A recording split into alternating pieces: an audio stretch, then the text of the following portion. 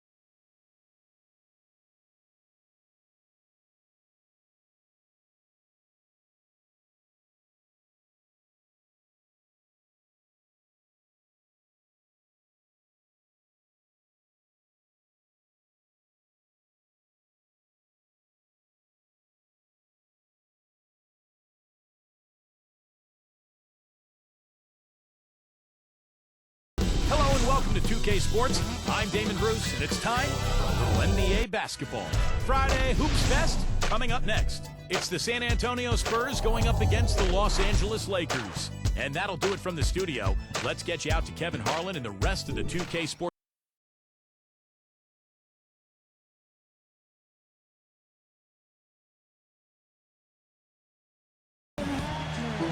A quick check now of the starting lineups for both teams. First for the Spurs, Parker and Danny Green are your 1 and your 2. And in the middle, out of Brazil, taken with the 28th pick back in 2008, the 6'11" pivot man, Thiago Splitter. Then there's Kawhi Leonard, and it's Duncan in at the 4 spot. And then for the Los Angeles Lakers, Nash and Bryant in the backcourt. And holding down the middle out of Central Michigan University, the skilled and ambidextrous 7-footer, Chris Kaman. Then there's Nick Young, and it's Gasol at the 4 slot. And Parker, here we go. Nash with the block. Here's Kaman.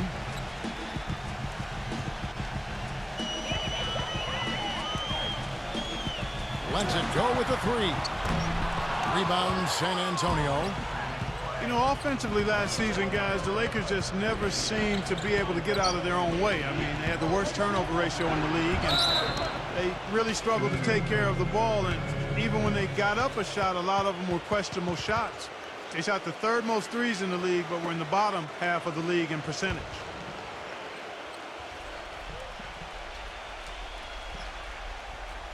And the Lakers have possession. Not watching the line there. That'll be a backcourt violation.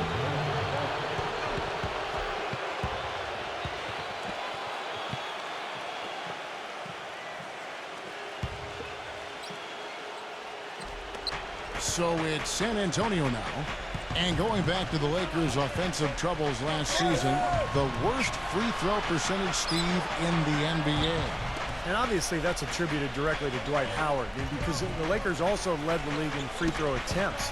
So Howard was getting hacked. He really couldn't get it going. He made about half his free throws for the season. And that just really carried over into the team's performance. You'd expect him to nail that one being that close to the hoop.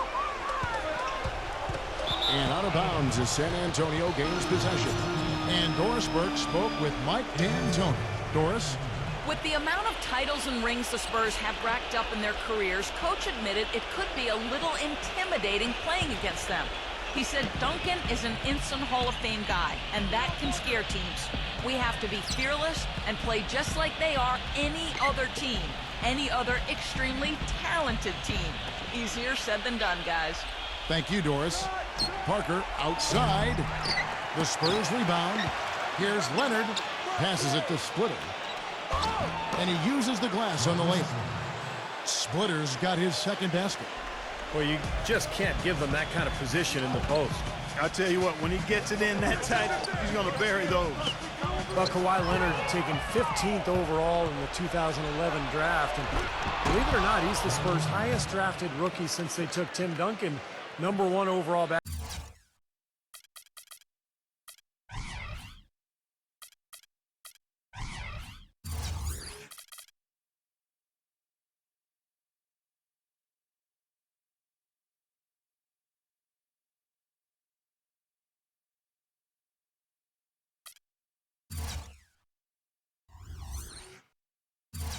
Back in '97, it just shows you the legacy of the Spurs' success over the years. He dishes it to Kaman.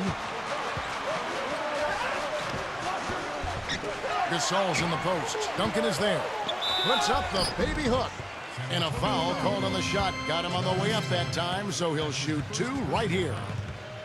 Well, he's such a versatile scorer offensively. I mean, Gasol's a guy who shoots with range. We saw him even make some threes last year for the Lakers. But really good at the mid-range area, and he'll just punish smaller defenders down on the block with either hand. And, you know, some have labeled him a finesse big man, Steve, but I think he's consistently one of the league leaders in offensive rebounds. You can't be a finesse guy and gobble up offensive boards. He's got that big height advantage, especially at power forward. And going back to Kawhi Leonard, he earned minutes in Coach Popovich's rotation from the first game on. And part of the reason he did, he's got great versatility defensively primarily, but he's a quick learner, a quick study, understands things, doesn't take long to pick things up. And when you're a first-year player, that can separate you from a lot of guys and get you in the rotation, especially with a veteran team like the Spurs. You know, a big part of why the Spurs were so good last season, guys, was that they were able to finish games strong. You think a group of vets might run out of gas, but the opposite was true with this group. They turned it up down the stretch and were one of the most productive teams in the league in terms of fourth-quarter points. Gasol. And nothing is falling for him right now. The Spurs have gone 4 of 7 from the field, shooting over 50%. Duncan outside. Uncovered. And another basket for San Antonio. Well, Clark, a big part of why the Spurs were so good last year in the fourth was because they had so many options when possessions, you know, Steve, start getting critical and the game is tight. Well, no question. You got Parker to create off the dribble. You can always throw